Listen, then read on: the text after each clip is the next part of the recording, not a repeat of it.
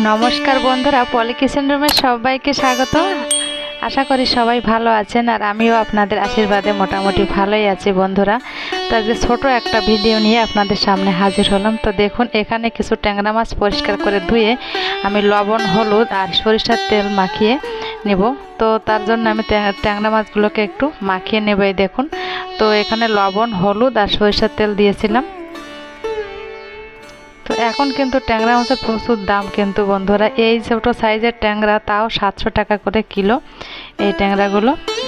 তো এই দেখুন ট্যাংরা মাছগুলোকে আমি একটু মাখিয়ে নিয়েছি। আর ট্যাংরা মাছ কাটার সময় আমি ঠোঁটের দিকটা একটু ফেলে দিই, তো একটু ফেলে দিয়েছি। আর এখানে কড়াইটা গরম করে কড়াইয়ে নিয়ে নেব সরিষার তেল। তো তেলটা একটু গরম হতে দেব।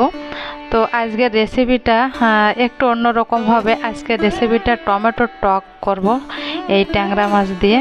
দারুণ লাগে কিন্তু খেতে। কে কে এই টমেটো টক এই ট্যাংরা মাছ দিয়ে খেয়েছেন অবশ্যই কিন্তু কমেন্টে আমাকে জানাবেন কে কে এই ট্যাংরা মাছ দিয়ে টমেটো টক খেয়েছেন। আমার কাছে তো ভীষণ ভালো লাগে, আর এই গরমেতে বিশেষ করে তো আরও ভালো লাগে।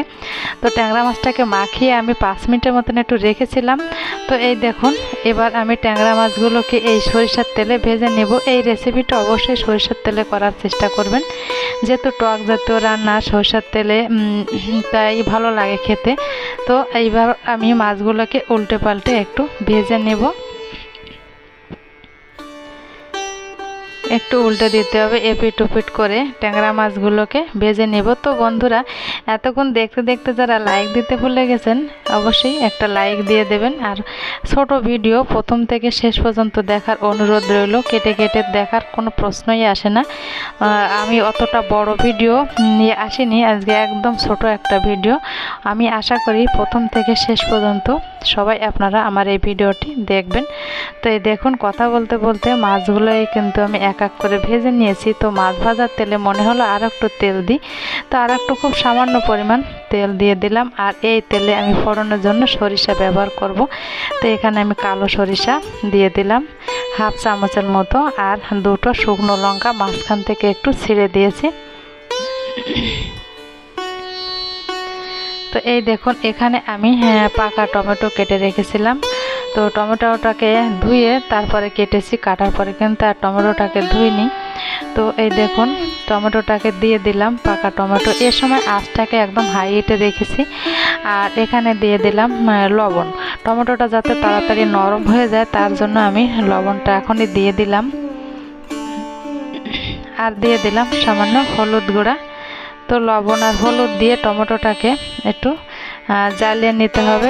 এই সময় আঁচটাকে একটু হাই হিটে রেখে এভাবে একটু নেড়ে চেড়ে দিতে হবে যাতে টমেটোটা ভালোভাবে গলে যায়। আর এখন প্রচণ্ড গরম পড়ে যাচ্ছে। এই গরমের সময় কিন্তু এই ধরনের টক জাতীয় খেতে কিন্তু আমার কাছে তো খুবই ভালো লাগে। তো আমি একটু ঢাকা দিয়ে রেখেছিলাম, এবার একটু ঢাকনা দিয়ে ঢাকনাটা তুলে নিলাম। তুলে নিয়ে দেখি টমেটোটা কেমন সেদ্ধ হয়েছে। তো টমেটোটা কিন্তু মোটামুটি সেদ্ধ হয়েছে, পুরোটা হয়নি। তো আস্তে আস্তে জ্বালিয়ে নিতে হবে টমেটোটাকে। তো ভালো করে সেদ্ধ করে তারপরে কিন্তু আমি টমেটোর ভিতরে একটু জল দেব। আমি কিন্তু এখন জল দেব না, এখন জল দিলে টমেটোটা ভালোভাবে সেদ্ধ হবে না। তো এখন আমি টমেটোটাকে ভালোভাবে সেদ্ধ করে নেব আগে। তো এই দেখুন খুন্তি দিয়ে নেড়ে চেড়ে টমেটোটাকে একটু ভালোভাবে সেদ্ধ করে নিতে হবে। খেয়াল রাখতে হবে টমেটোটা যাতে নিচ থেকে না ধরে যায়।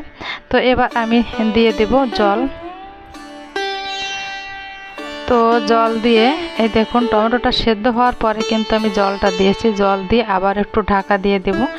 ঢাকা দিয়ে এটাকে 6 থেকে 7 মিনিটের মতন জ্বালিয়ে নিলেই কিন্তু হবে। তো আমি ঢাকা দিয়ে একটু জ্বালিয়ে নিলাম। এবার আমি টমেটোর ভিতর দিয়ে দেব ভেজে রাখা মাছ।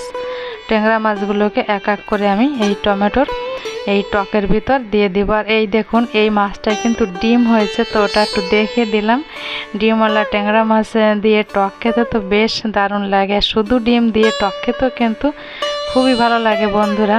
তো আমার এই ভিডিওটি যদি কোনো অংশে ভালো লেগে থাকে তো বন্ধুরা প্লিজ আমার চ্যানেলটি সাবস্ক্রাইব করে পাশে থেকে যাবেন, আর পাশে থাকা বেল আইকন প্রেস করবেন পরবর্তী নোটিফিকেশন পাওয়ার জন্য। তো এই 7-8 মিনিট জ্বালিয়ে নিলেই রেডি টমেটোর টক।